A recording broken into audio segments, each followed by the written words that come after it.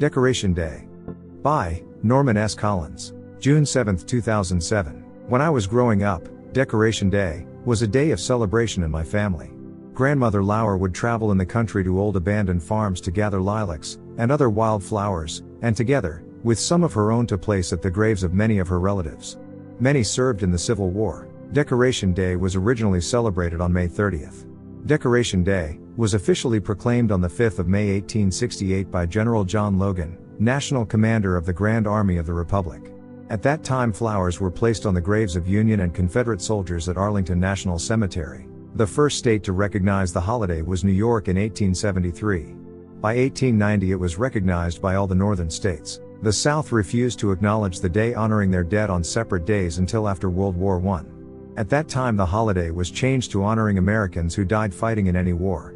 Congress passed the National Holiday Act of 1971 to celebrate the holiday on the last Monday of May to ensure a 3-day weekend. The name was also changed to Memorial Day. Oneonta, as well as most cities and towns, were decorated with red, white and blue bunting, and everyone flew the American flag. A large parade was held going down Main Street, over the viaduct to Nehawa Park, where there were speeches and band concerts. As a member of the Oneonta High School Band, I marched, playing the trumpet in the years 1938 to 1941. In 1915, Lieutenant Colonel John McCrae, MD of the Canadian Army, vented his anguish seen in the war by writing a poem in Flanders Field.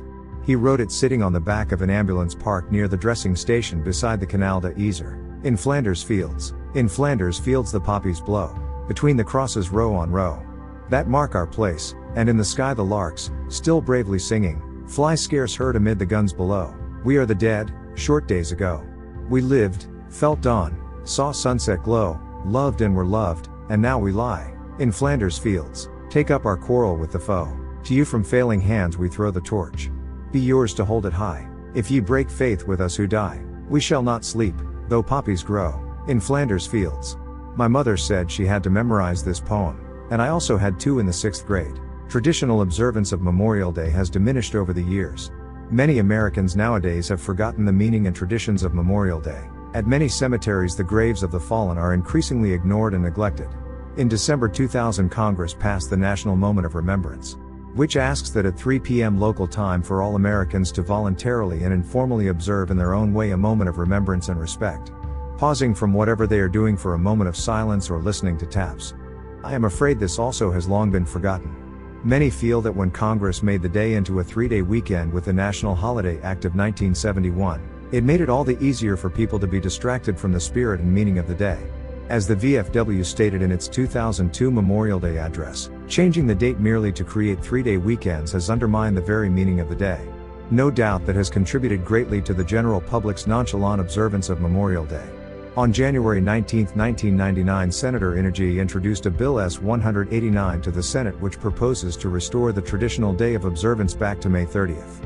On April 19, 1999, Representative Gibbons introduced the bill to the House, H.R. 1474. The bills were referred to the Committee on the Judiciary and the Committee on Government Reform.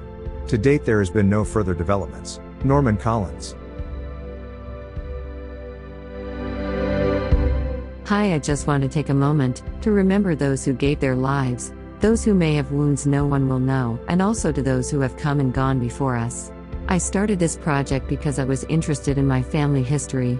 I wondered about their long-forgotten stories. Reading about soldiers who lost their lives never to come home, knowing several branches of our own tree were lucky enough to come home, back to their loved ones. Not everyone did, and many live with the wounds that no one may ever see. I've always hated war, but honor and respect those who have given everything to protect others. Even if you just take the time of this video, take time to remember those who have gone before and those who still stand ready to serve. With love, Danielle Van Voorhis, 2023.